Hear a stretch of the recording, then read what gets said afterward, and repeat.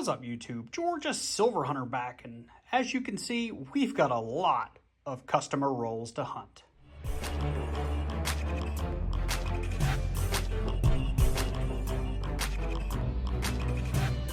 So this is part one of what will be a multi-part series, and I think it's probably going to be 3 videos. I'm going to start with the dimes and the pennies, probably as one video.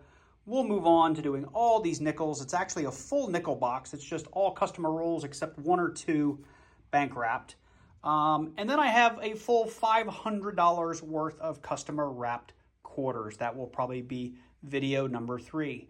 Now, the only way this will be shorter is if we get through the dimes and don't have any finds, and the pennies and have very few finds. I may actually throw the nickels in at the end of part 1. We'll see. So with that said, let's get ahead and jump into these dimes. So here we are with our 10 rolls of dimes, and I'm going to start off by saying that we're going to be shorted in a lot of these dime rolls. I weighed all of the customer rolls just because I like to know how bad it's going to be, but a roll of dime should weigh about 114 grams, give or take. I have a lot of rolls that are 109, 110, 111. I do have 2 or 3 that do weigh out around 114. So I expect to see some short rolls in here. That said, we are hunting for silver mainly in that 96. I think it's the 96W. Outside of that, I'm only going to pull proofs if I find them. So the dimes will go pretty quickly, and that is why I am going to combine this with pennies, because this should go pretty quick. I'm going to go ahead and open these first 2 on camera, because anytime that I can get a roll of dimes in a sort of older looking wrapper, I get excited about that. So I don't see any silver in there. I will go through them separately, and that's why you can see I have my scope over here, because dimes are really, really hard to see. It is the First South Bank. It's got an account number on it and everything. No more in there. Let's see here, any silver? We've got a dirty one right here. It's just a 1981, and I've got another kind of dirty one over here. Sometimes silver does come across as dirty. That is just a 2005. Okay, well, I'm going to move into opening some other rolls, and like I said, I'm going to go through each one of these looking for that West Point dime, and hopefully we find one. See you soon. So we have a success. I am, what is this, 1, 2, 3, 4, 5, 6, 7 rolls in. And if we look, it was actually an ender, and I didn't see it because it was reverse facing, but now that it's out, you can clearly see that we've got a very silvery edge.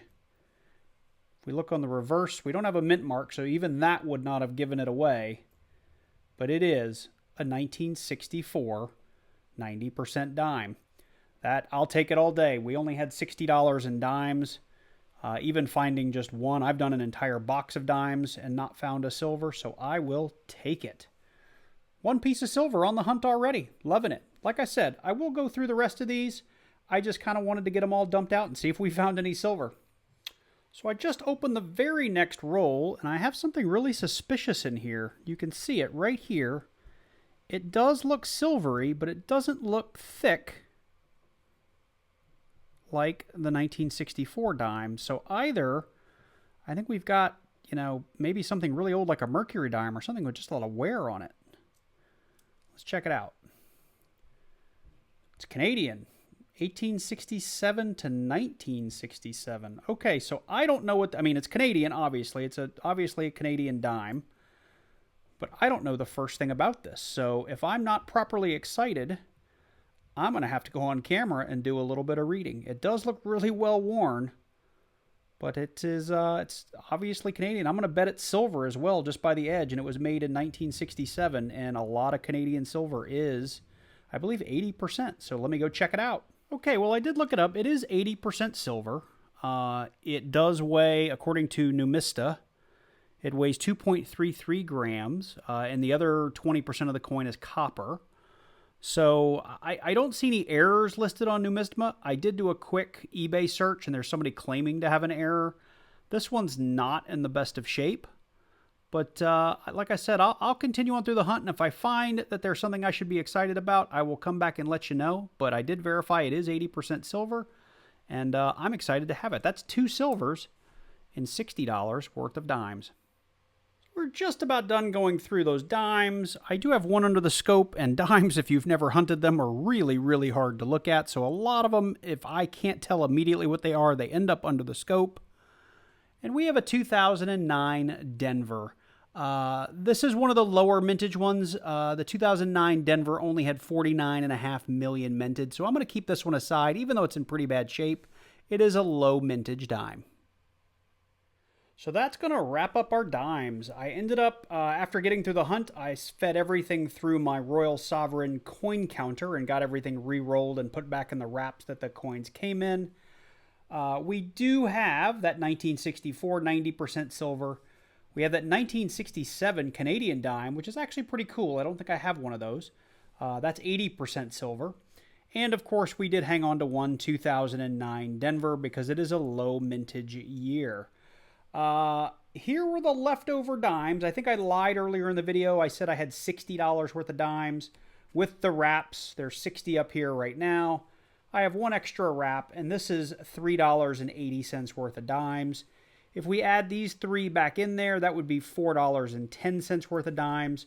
So I was 9 dimes short out of effectively, what is that, about 12, 13 customer wrapped rolls. So beware when you get customer wrapped rolls, you're going to pay for it from time to time, like I did today. But you know what? I got some silver out of it, so I'm super happy. So with that said, I'm going to move on to the pennies. Okay, well, here we are with the pennies. I did weigh these as well, and I know for a fact that we are going to be shorted in some of these rolls because we had some that weighed even less than 126 grams, and that means that you have less than an entire roll of zinc pennies. And there were some of these that were way overstuffed. You could just tell by holding them up that somebody opened the wrapper and just dumped pennies in until they felt like it was full. That said, I did see some copper. Hopefully we find some Wheaties. We will be hunting for varieties, and as usual, I do have the document in my description down below that has all the coins that we will be hunting. If I recall, I have $15 worth of pennies here, so it's a little more than half a box, so let's go ahead and jump into it. All right, so I decided I'm going to try to record a good bit of this, and we'll cut and paste as needed depending on what we find, but if my live stream's set up, I can also show you guys these things under the scope kind of real time as we go. Definitely see some copper in here. If I can just push this together so you guys can see, we got a lot of brown in there. We got a lot of copper. I make a mess when I do pennies, so you guys are going to have to bear with me. And as I said, I'll do some creative editing so that you guys don't have to see me futz around just pulling copper. It's a 1973. Guess I'll put them over here so you guys can see them. It's a 74.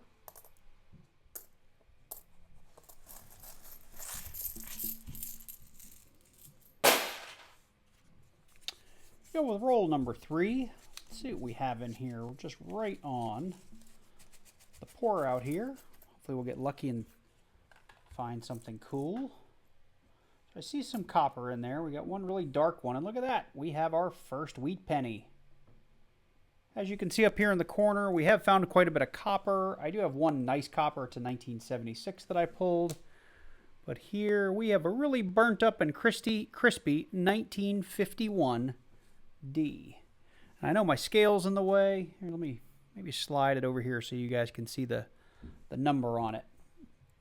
There is our first wheat penny of the box. And there may be some more in here based on just the brown that I see.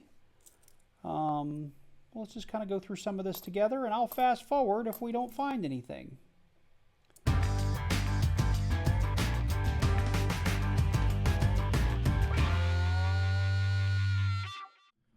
Okay, here is roll, I don't know, roll number 5 it looks like.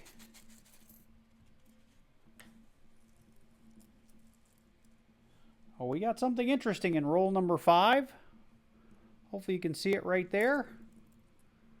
We got loaded with some kind of 1 cent. It looks like a euro. Put that under the scope for you. It's a 2011. And on the back it clearly says that it is, let's see if I can find it. Oh, it's upside down. That it is a 1-cent euro. First foreign on the box, and you can see we had a 2009 Philly in pretty darn good shape. These are low mintage. It's a relatively low mintage. It's a commemorative year, and it has a DDO. Now this one does not, but we'll put it up here with our other 2009. So the pennies have been really, really slow going. As you can see, I've changed the way I was kind of filming this. But I wanted to bring you guys in because we did come across another foreign. So far, it's just really been a big copper hunt. We haven't found any wheat pennies or anything like that. But we did come across a Canadian here. We got Queen Elizabeth on the front. And it looks like we've got I think it's a centennial. It's the little flying bird scent. This one's actually in pretty good shape. I have found one or two of these over the years, and they're usually pretty beat up. The front of this is a little worse for wear, but the back looks great. It's 1867 to 1967, and I'm pretty sure it's like 95 or 98% copper, something like that. I'd have to look it up to be sure, but another pretty cool foreign find. So we've got about $6.50 left. This is the very next roll since my last clip when I found that nice Canadian. It's our next wheat penny, so second wheat penny of the box, and it is a 1952 S. Not a bad looking coin. Now, I did want to bring you in and show you most of the coins in this roll are pretty disgusting. So it's kind of interesting to find that nice wheat penny stacked in there with all this junk. So we're on the 10th of the last roll, and I'm bringing you in. We actually have two foreigns in this roll, and I saw one of them when I opened it and the other one I found along the way. So we have a 1973 Canadian, again, nice copper coin. Pretty good shape. Obviously, you can see the front's in a lot better shape than that last one that I found, but it's also much, much newer. And this one, I think, is German. Republic Deutschland, 1972. 1 pence. About the same size as our 1 euro, so we'll throw it up there. We are 8 rolls from the end, and we are on another wheat penny. And this was another one of those really cruddy rolls. I mean, I'm kind of zoomed in here. You can see all the crud. But there we are. We've got a 1957 Denver. Pretty chewed up, though. So we've reached the end, and I wanted to do a quick wrap-up. As you can see, my copper cup was not huge, but we only had $15 worth of pennies. We had 723 grams, including the cup. The cup weighs about 12 grams, so call it 711 grams. And I'll throw up on the screen what that's worth in copper melt weight. We did end up with three wheat pennies. We had a 1951, let's zoom in, I can't remember what they were now. 1951D, a 1952S, and a 1957D. I know this 52D is a book filler, and we'll have a look at that going into the book here in a minute. We did have two really nice old Canadians, 1973, and I love these Centennial, I forget what they're called, but it's got the little dove on it, it's got the little bird, but these are really pretty copper pennies. I wish the front looked a little bit better, but the back looks amazing. We did have a couple of European coins, one from Germany, one from somewhere in Europe, because it's a euro. We do have one. I had pulled a couple of stunners. This 1976 will be an upgrade to the book, so I'm going to drop that in there. We had nearly every denomination of the 2009 Abraham Lincoln commemoratives. I checked all of the formative years for the DDR. None of them had it. But we will be upgrading our book with this guy. This is the, I forget what this one's called. It's the third one in the series. That'll be an upgrade. It's a 2009 Philly.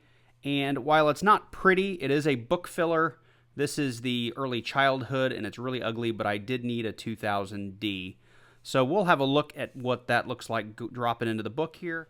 So our first penny will be this 1952S, and you can see we've got a hole right here, 137.8 million. He's going to look quite nice getting punched into this book right here. And I can't get all of it on camera, but this book is filling up nicely. I probably still have, I don't know, about 12 or 15, maybe 20 holes in it. But it's coming together nicely.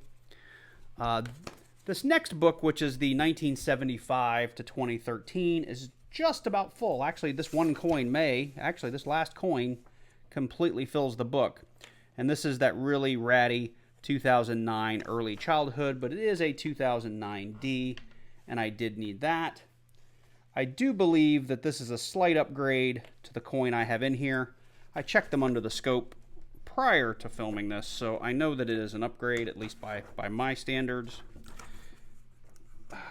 Popping these pennies out is not fun. We're going to upgrade him. And this 1976, I think, was a slight upgrade as well. So we're going to pop him out, drop him in there, and that gives us one more copper for our bucket. And this book is now completely full. I've got some upgrades for sure, so I'm going to continue to work on this book. But the 1975 to 2013, we'll call it done. Well, that wraps up the penny video. It wraps up the dime video. Where are my dimes? Just to remind you guys, we did have a 2000, what was it? It was the kind of really, really low mintage 2009 Denver. We did have that 80% Canadian penny, which I think is pretty cool. Never found one of those. And we did have 190% 1964. So the dimes were a hit. The pennies were okay. My pennies lately, not a lot of great finds. I thought I had that 99 wide AM the other day, and it didn't work out. But we're going to move to part 2 of the video, so we're going to close this one off, but the next one we're going to get into nickels, and I've got all kinds of different wraps to go through, so you can tell these were dropped off by a lot of different customers. This is just a smattering of the different types of paper that we had within the rolls, so looking forward to jumping into those nickels.